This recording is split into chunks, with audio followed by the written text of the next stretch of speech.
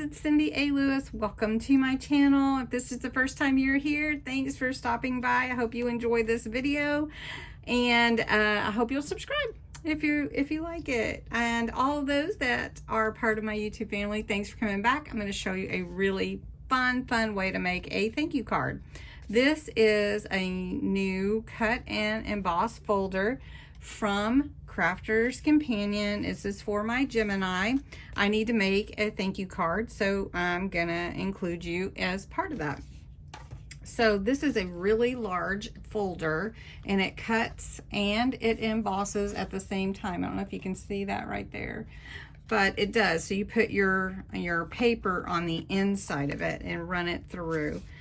So you need a fairly large card for that, because you can see this is a large die. So I've got my paper here. This is a beautiful pearlescent paper. It's sort of a turquoise color. It's really beautiful. And I have scored it in half. So this is a 8.5 by 11 scored in half. This is actually 5.5. You can see where that score is. So half of that would be 2 3/4. So I'm going to go ahead and score that line for you. And it's hard to do it with it like this angle. We are making an easel card, a really simple easel card. All right, so now I have scored the front half of my card in half.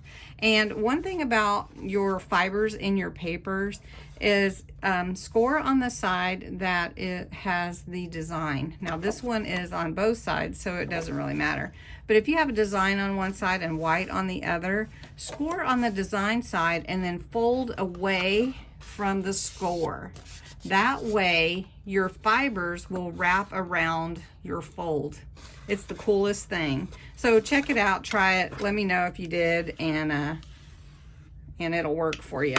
All right, so now this is the beginning of my easel card. All right, so now I'm going to set this aside right now. You know, I just bring you guys along with me and all my mistakes and all my edits, right? All right, so I need my card, instead of being 8.5, I need it to be 7.5. So I'm going to go ahead and trim that down so that my paper lines up correctly. So I'm just going to cut that extra inch off. I'm going to save that. You never know. All right, so now my folds are still good on that, but I do need to trim my matting, and I have my paper already cut for my mat. So this was cut to 8. And now that I've trimmed down an inch, I need to cut this to 7 and make sure that that is correct. So I'm gonna take that extra inch off and make sure it fits right. So that looks good. And then of course I need to take that extra inch off here as well. And I'm gonna do that. And this is at, let's see, 7.5. So I need it to be 6.5. All right, so I'm going to tell you the sizes of my cards, all my matting and everything, so that you know. So this is my card. It's 11 inches by 7.5, scored in the middle on the front. This matting piece, let me see if you can see I'm trying to keep the lights good. Okay, so this matting piece is actually 7 by, let's see, 7 by 5, so 5 by 7. And then this is 6.5 by 6.5 by 4 3/4. So 6.5 by 4 3/4, and this one fits just in there just right. All right, I think we got it now. Okay, so if you're laughing at me, you know, it's okay. It happens. It happens. All right, so what I'm gonna do is I'm gonna take this and I'm gonna put it through my embossing folder, and I need to line up my paper so that it's going to cut just right. So you see how that is like perfectly in there? No perfectness here. All right, I have my clear plate, And I have my metal shim, and then I put on my folder, I put it in like this, and then I put my next to clear plate on, and that's all I'm supposed to need for this to cut and emboss at the same time. Okay guys, let's see if I did it right. I'm just gonna take this out here. You know, it's just trial by error here. We're not the perfect crafter for sure, but I do share all those things with you. So it looks like it worked. Here's my A, so I'm gonna keep that because I may use it on my, the bottom of my card. So, oh my gosh, you guys. This is gorgeous. Can you see it? Oh my goodness. And it cut all my letters out perfectly. Okay, I got it off. I think with this one in the folder, you probably wouldn't even need anything, but it is super gorgeous. I think it's even gorgeous this way, but we're gonna add to it. We are gonna go ahead and use some water reactive ink and stamping pad and blend it up, and it's going to be really cool. All right guys, so what we're going to use, since my paper is sort of a turquoise color, this beautiful color, we're going to use some green, yellow, and some blue on my card, and it is water reactive. So when I put it on, I'm going to use it, and then I'm going to put some spritz of water on it just to you know, bring out that different look. So I'm going to take my blue and I'm just going to bring it up like this over that emboss. Oh, that's just gorgeous. Oh, I don't know, I just like that blue actually. Let's try this one. So I've got this blue going here, and it's just gorgeous, right? And I'm going to go around all the letters to get some blue in there. And I do want to show you, even though I've got the blue here, blue is just still too, well, I don't know, it's gorgeous. Honestly, it's just beautiful. All right, so I'm going to take my green and I'm going to put, well, I'm going to take my yellow first. You guys just want to see what the yellow does. So I want to add a little yellow in here. And that's pretty too. I don't know, what do you guys think? You like the yellow? It's pretty. Pretty, huh? Yeah, let's just do this. All right, let's just do it this way.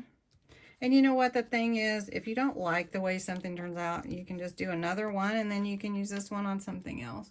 This is really pretty, and what I'm doing is I'm just kind of testing to see what looks good with this. That looks really pretty, doesn't it? I need to put a little more yellow, I think, in the middle here. And this is just using a stamp pad, and you got to be careful because you can run it. All right, so that's a lot of yellow, right? I hesitate to put the green. And I'm gonna try it just on the ends, just to, oh, I don't know. I kind of like it the way that it is. I'm not gonna do the green. This green is kind of really bold, and I don't really want to do that. All right, so now I told you it's water reactive, so I've got my spray, and I'm just gonna spray it a little bit. All right. Now what I'm gonna do is I'm gonna take my paper towel, and I'm going to dab some of the ink off with my paper towel. And you can see that it comes up onto my paper towel there. And it gives it a little bit different. I don't know. I mean, you can kind of start to see things happen to the card whenever you put a little water on it. And it just gives it that, I don't know, a different look. Now, if you wanted more, like instead of spraying it, I could just take the dauber off and just dot it like this. The dauber, the sprayer. Oh gosh, you guys, I can't even find my words tonight. This would be a blooper reel for sure if I wasn't in a hurry, but I kind of am, but I wanted to share it with you. So I'm gonna take that off, and that is pretty. That is really, really pretty. And some of the places you can see really good, but it's still kind of light. So what I'm gonna do is put this up here next to this color, and I think it looks just beautiful. Now I need to do this also in the background. So I'm gonna take that blue and go over just to give it some background color on this white, and then I'm gonna use the white to make the little stopper for my easel card. Now I have this blue on here, and since I put yellow on the other one, I'm gonna also put some yellow on this one, just to, you know, bring it all together like that. Now if I want to, of course, I can spray this one too, and then just pick the color up off of it however I want to. Now I'm going to set this aside to dry, and that's pretty too. And if, you know, like with this water reactive, if you want to take more color off, you can. You can just spray more water on it and then take more color off. All right, now I'm ready. So what I need to do now is I'm going to take my front panel that I cut and emboss and adhere it to my mat. I'm just going to use, let's see, I'll use the dotty tape, because remember, it will get in between here and it's very permanent. So you just want to be careful, because it won't stick. You won't see the pieces of it sticking through like you would a regular tape gun or tape pen. All right, so now I'm going to adhere this to my matting. Just want to make sure I've got it pretty good before I push down on it. It is really pretty, you guys. So pretty. Now, what I'm going to do is I'm going to take it and only adhere it to the bottom part of my easel. So I'm going to do that with my tape pen. And you could use whatever adhesive you like. One thing you want to do is make sure you have plenty on there to make sure it stays well. And then just line it up how you want it to be for your matte effect. All right, there we go. So now it will be an easel. It'll stand up like that. Very cool, right? All right, now I've made the bottom stopper for my easel right here. So I'm gonna adhere that with foam. So I've taken a little panel of the same paper. Remember that watercolor paper that we used for the water reactive ink from the stamp pad. Then I took the letters that cut out of here, and I just put the blue on here, which I think looks really great. So I'm going to take off my backing to my foam adhesive, and I'm going to put it down there on that bottom part. Now I'm going to put this right here on my card where I want that to stop. Plus I want the matted effect like this. And then there you go. And there is your card all made. An easel card, super easy, but very elegant and beautiful. And then you can just fold it and put it into an envelope just like normal. All right, you just thought you were rid of me.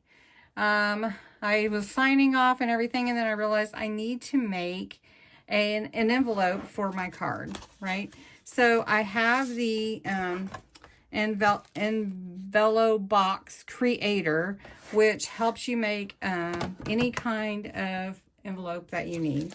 And I need a flat envelope, and my card size is 7.5 by 5.5. So I look on my my size here, and I have a 5.5 by 7.5. So I need for a flat envelope, I need a 10-inch piece of cardstock. So I'm going to get some cardstock and I'll be right back with you. Okay, so I have my 10-inch paper. It's really pretty paper. And according to my directions, 7.5 and 5.5, I'm going to score at H and L for my card. So on this box, it tells you to line up here and then to score at these letters up here. They're kind of hard to see, but I'm going to go ahead and do that. I think you can see that all right. So what you do is you put your paper down and use your scoring tool. And I go to H. Let's see. H is here. So H. H. And then I turn it around on the other side and do H.